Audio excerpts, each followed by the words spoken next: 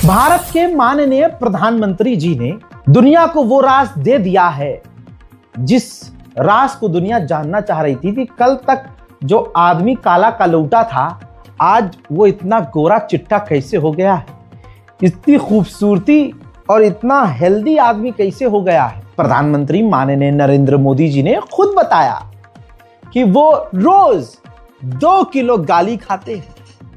ये बात अलग है कि आप काले कलूटे, लंगड़े लूले, अंधे बहरे काणे, बीमार रहना पसंद करेंगे, लेकिन 2 किलो गाली खाने की हिम्मत मोदी जी जैसे आप नहीं कर सकते।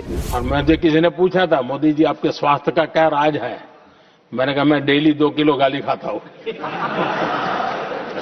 हम प्रधानमंत्री माननीय नरेंद्र मोदी जी की मानसिक स्थिति समझ सकते हैं।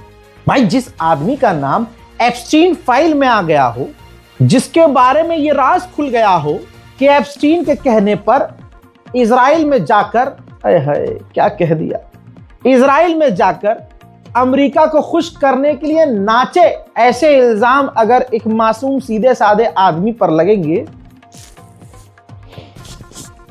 तो बयान तो ऐसे ही मुंह से कुछ भी निकल जाएगा। भारत के अंदर हो क्या रहा है, बड़ा अजीब मरहला है दोस्तों। जिसको पप्पू कहा जाता है, बीजेपी आईटी सेल ने लाखों करोड़ों खर्च करके और पूरी आईटी सेल लगाकर पिछले कई सालों में एक पढ़े लिखे इंसान को पप्पू घोषित किया। हालांकि बाप उनका ही पप्पू है और सारी दुनिया में आज साबित हो गया कि गप्पू भी यही है, पप्पू भी यही है और भूतिया बनाने की मशीन ये है। लेकिन पैसे की ताकत और बेरोजगारों को 5 रुपया पर ट्वीट देकर काम पर लगाकर एक पढ़े लिखे आदमी को पप्पू बना दिया। ठीक है, लेकिन आज उसी राहुल गांधी पप्पू से गप्पू डरता हुआ नजर आ रहा है। बड़ा अजीब मरहला है। यह मंजर तब का है। हाल फिलहाल में आपको सुनाई दिया होगा कि राहुल गांधी अब किताब लेकर, जो पूर्व हमारे सैन्य अधिकारी हैं, उनकी लिखी हुई किताब से खुलासा कर रहे हैं और मोदी सरकार को नंगा कर रहे हैं। अब होता यह है कि मोदी जी संसद पहुंचे, जैसे ही किरण रिज्जू ने बताया कि राहुल गांधी बेंच के पास किताब लेकर खड़े हैं, मोदी जी तुरंत उल्टे पांव भाग गए, लोकसभा में कदम तक नहीं रखा। डर का माहौल है भाई, डर का। देखिए, माहौल इतना तनावपूर्ण हो गया साहिल, शायद ये पहली बार हो रहा है कि प्रधानमंत्री 5 बजे अपना वक्तव्य रखेंगे। ये ऐलान होने के बाद प्रधानमंत्री लोकसभा के भीतर नहीं आते हैं और उनका 5 बजे का जो एड्रेस है, संबोधन है, वो पोस्टपोन हो जाता है। तो लगातार जिस तरह से तनाव बढ़ता चला जा रहा है, सुबह से लेके अब तक, और निशिकांत दुबे का जिस तरह से किताब दिखाना जो है उसको वो गैर नागवार गुजरा है विपक्ष को। प्रियंका गांधी ने कह दिया है कि अगर राहुल गांधी को बोलने नहीं दिया जाता है तो हम उनको भी नहीं बोलने देंगे। तो इससे ये साफ है कि स्थिति बिल्कुल एक डेडलॉक पर आके टिक गई है और 5 बजे जो भाषण प्रधानमंत्री का एड्रेस होना था वो। हजरात, कितनी बेइज्जती की बात है।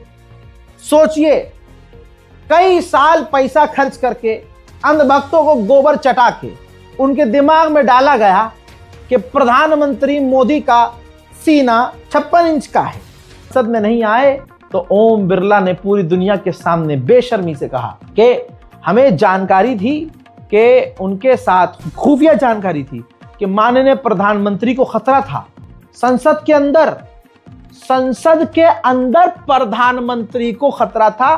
3 महिलाओं का इस्तेमाल जो है विपक्ष करने वाला था। मोदी जी के साथ कुछ उल्टा सीधा डंका, वो 3 औरतों से डर गया।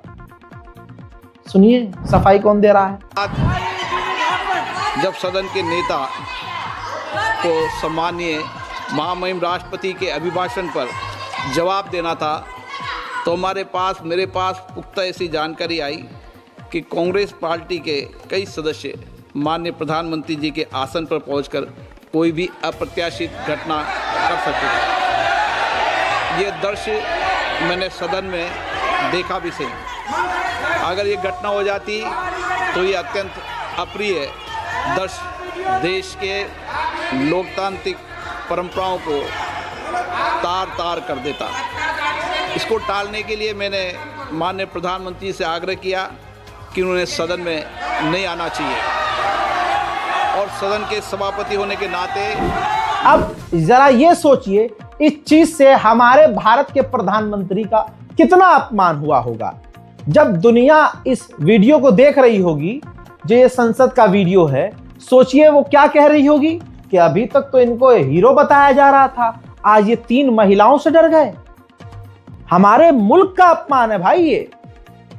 लेकिन दोस्तों, उधर इमरान प्रतापगढ़ी ने, हालांकि इस आदमी का कोई मैं समर्थक नहीं हूं, मैं किसी पार्टी की तरफ से नहीं बोलता हूं, मैं अपने भारत मुल्क की तरफ से, अपने वतन की तरफ से बोलता हूं।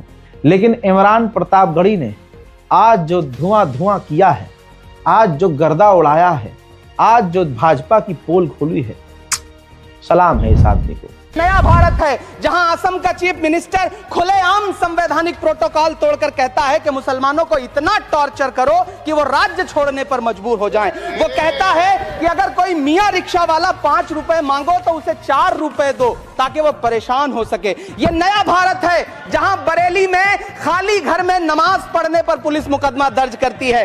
ये नया भारत है जहां क्रिसमस की तैयारी करते हुए ईसाइयों पर सरकार मुकदमा दर्ज करती है। ये नया भारत है जहां जम्मू कश्मीर में नीट का एग्जाम क्वालिफाई करने वाले 50 बच्चों में अगर 42 मुसलमान होते हैं तो फिर मेडिकल कॉलेज की मान्यता ही रद्द होती है और जश्न मनाया जाता है। महामहिम राष्ट्रपति का भाषण में सुन रहा था। सर, यह नया भारत है जहां मध्य प्रदेश के बैतूल में बच्चों के स्कूल बनवा रहे मोहम्मद नईम का घर स्कूल इसलिए तुड़वा दिया जाता है क्योंकि वो स्कूल बनवा रहे थे। ये नया भारत है जहां कोर्ट का स्टे होने के बावजूद बनारस की दाल मंडी में सैकड़ों दुकानें तोड़ी जा रही हैं क्योंकि रास्ता चौड़ा करना है। सभापति महोदय, फर्जी हनुमान भक्तों के सामने एक असली हनुमान भक्त मोहम्मद दीपक खड़ा हो गया। यह बात आतंकवादियों को पसंद नहीं आई, जो प्रभु श्री राम का नाम लेकर, जो हनुमान का नाम लेकर आतंक मचाते हैं। जब उनका सामना असली हनुमान भक्त से हुआ, इनकी लंका में आग लगी। फिर ये 100-200 कुत्तों के झुंड की तरह एक हनुमान भक्त को पीटने पहुंचे। उत्तराखंड की पुलिस पूरी तरह से उनका साथ दे रही है। आपने यकीनन अजीत अंजुम भाई का तमाम अपडेट और वीडियो देखा होगा, जिसमें साफ साबित हो गया है कि पुलिस वालों की मंशा क्या है। उस दंगाइयों को, भाजपाइयों को बचा रही है पुलिस, और उल्टा दीपक कुमार के खिलाफ एफआईआर कर दिया गया है। दिल्ली से या कोई और पत्रकार जब वहां जा रहा है तो उनको पुलिस रोक रही है, लेकिन आतंकवादी दक्ष चौधरी खुले में क्योंकि ये टिकटॉकिया जो अपनी अम्मा और बहन को लेकर नाचता था पहले टिकटॉक पर, वो वीडियोस आपने देखे होंगे यकीनन।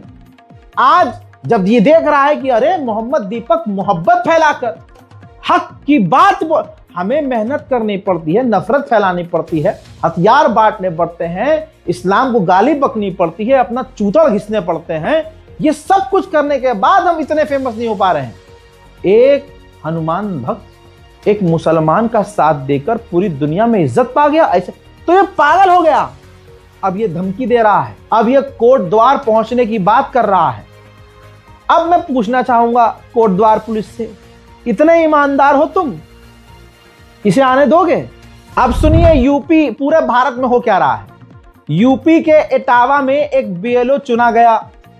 बीजेपी का नेता बीएलओ को रास्ते में रोकता है और धमकी देता और कहता है कि वोटर लिस्ट से मुसलमानों का नाम काटो। अगला बीएलओ मना कर देता है क्योंकि वो ईमान की खाने वाला है, ईमानदार है। इस पर उसे धमकाया जाता है और क्या होता है अपने कानों से सुन लीजिए। आपका अश्विनी कुमार, पिताजी का नाम श्री जगदीश जी। अच्छा, आपका क्या पद है इस क्षेत्र में? मैं सर प्राथमिक विद्यालय रामपुरा मूंज में सहायक अध्यापक पद पे हूँ। अच्छा, और अभी जो SIR में विशेष इसमें अभियान में BLO बनाया गया मूंज में। अच्छा, फिर आज आपके साथ क्या घटना हुई? आज मैं सर नगला चौपला से नोटिस बांट के घर का नोटिस बांट रहा हूँ सर, एक सप्ताह से लगभग। हाँ। और मैं नगला अर्जू की तरफ जा रहा था। मुगलपुरा नगला अर्जू के बीच में बाइक से मैं जा रहा था तो अचानक एक कार रुकी और उन्होंने, उसमें 3-4 लोग थे। कौन कौन था? उसमें ध्रुव कटेरिया हाँ आगे बैठे थे, ड्राइवर था, और एक उदय प्रताप कटेरिया थे, हाँ। पुत्र काशीराम। हाँ इन्होंने सर कहा कि आप रुको और ये मुसलमानों के जो है बल्क में जो वोट आए हैं, हाँ, हाँ। इन पे आप साइन करो और इस पे रिसीविंग करके इन वोटों को यहाँ से हटाओ, ये लोग यहाँ रहते नहीं है, इनके वोट काटिए। वो लोग यहाँ पे रहते हैं? नहीं, कुछ लोग उनके वोट मैंने बनाए हैं, अभी वर्तमान में रह रहे हैं। अच्छा। 2-4 लोग नहीं रह रहे, तो मैंने कहा इस पे मैं जांच करूंगा, उच्च अधिकारियों को बताऊंगा। समझ रहे हो?